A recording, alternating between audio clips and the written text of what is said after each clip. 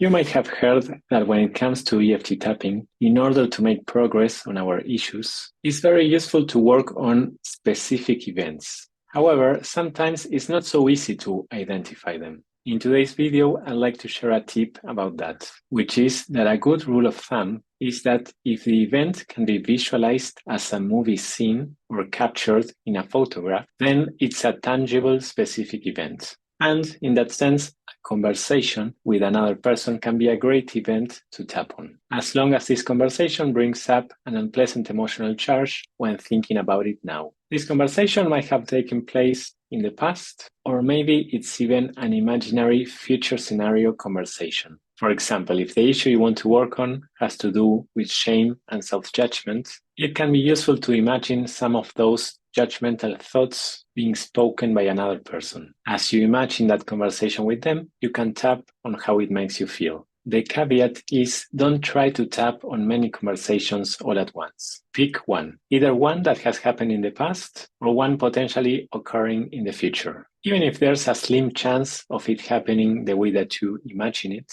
as long as it brings up negative emotions, you can tap on it. Remember that a good way to tap on this type of specific events is to always ask yourself before each round of tapping, what emotion or feeling is coming up now when I think about it? And why do I feel this way? Or in other words, what parts of this conversation or argument am I focusing on that is making me feel this way? Here's an example of how a setup statement might sound. Even though I feel sad, remembering this argument I had with my girlfriend yesterday, especially the part when she said, well, you don't seem like a happy person to me, and I feel this sadness in my chest, this is just where I'm at right now. After one or two rounds, remember to stop and reassess for shifting aspects. Meaning, are you still experiencing the same emotion? And is it related to the same aspect of the conversation or event? And like I always say, if this feels too difficult to do on your own, consider enlisting the help of a certified practitioner like myself or anyone else with whom you resonate.